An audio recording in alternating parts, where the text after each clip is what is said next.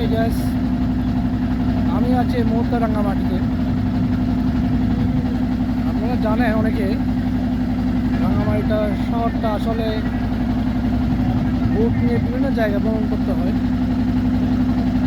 যেহেতু এটা দ্বীপ কেন্দ্রিক একটা জায়গা। আমার পিছন দেখতে পাচ্ছেন জায়গাগুলো আসলে কতগুলো ছোটো ছোটো দ্বীপ, যেহেতু চাপটা লেক করার কারণে একটা বাঁধ হয়েছিল, সেই ক্ষেত্রে এখানে পানির উৎসটা অনেক বেড়ে যায়। ফলস্বরূপ যে জায়গাগুলো আছে এগুলো দ্বীপে পরিণত হয়, আর নিচু জায়গাগুলো পানি তলিয়ে যায়। জানার মতে এখানে চাকমা মারমা অনেক উপজাতির এখানে বসবাস করতো, তাদের অনেক ক্ষয়ক্ষতি হয়েছিল। পক্ষান্তরে জায়গাটা পানি রোড এর কারণে একটা সুন্দর টুরিস্ট জায়গায় পরিণত হয় এখন। তো আপনারা যারা আসবেন এখানে মূলত একটু বোট ভাড়া করতে হয়। বোট ভাড়া করে বিভিন্ন দ্বীপ কেন্দ্রিক যে জায়গাগুলো আছে, রেস্টুরেন্ট আছে, ঝর্ণা আছে, তারপর টুরিস্টদের জন্য বিভিন্ন প্লেস করা হয়েছে। আপনারা এখন এসে ঘুরে যাবেন।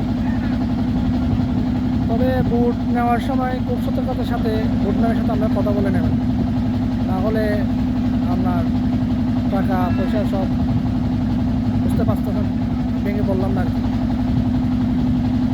তো যাত্রাটা খুব সকাল থেকে শুরু করতে হবে মূলত।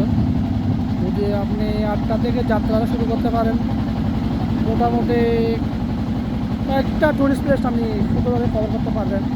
আর সবচেয়ে বেটার হয় আপনি যদি রাঙামাটিতে 3 দিনের সফরের জন্য প্রস্তুত নিয়ে চলে আসেন, আমার একটা বুক ভাড়া করেন 3 দিনের জন্য, তাহলে আমার মনে হয় রাঙ্গামাটিতে আনাচে কানাচে আপনি যতগুলো জায়গা টুরিস্ট প্লেস আছে সবগুলো আপনি কভার করতে পারবেন। তবে অল্প সময়ের জন্য এসে আমার মনে হয় না আপনি সবগুলো জায়গা এখানে কভার করতে পারবেন। তো রাঙ্গামাটিতে আসলে কমপক্ষে 3 দিন সময় নিয়ে আসবেন। বোটম্যানকে আপনি আপনার লিস্টটা দিয়ে দেবেন কোথায় কোথায় যাবেন। হয়তো আপনার সবগুলোর সঙ্গে অভিজ্ঞতা নাও থাকতে পারে, তো বোটম্যানের সাথে বসে একটা আলাপ আলোচনা করে নিতে পারেন। বোটম্যান আপনাকে এতে পারে অনেক সাহায্য সুবিধা করবে, কারণ সবার সব ব্যাপারে অভিজ্ঞতা নাও থাকতে পারে।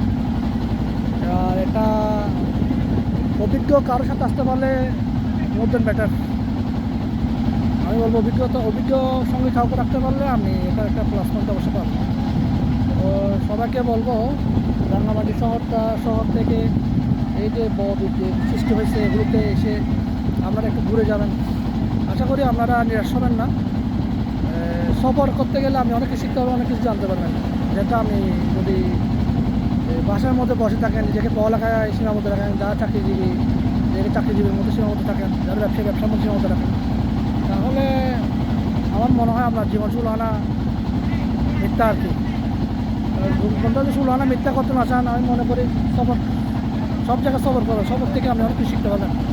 ধন্যবাদ।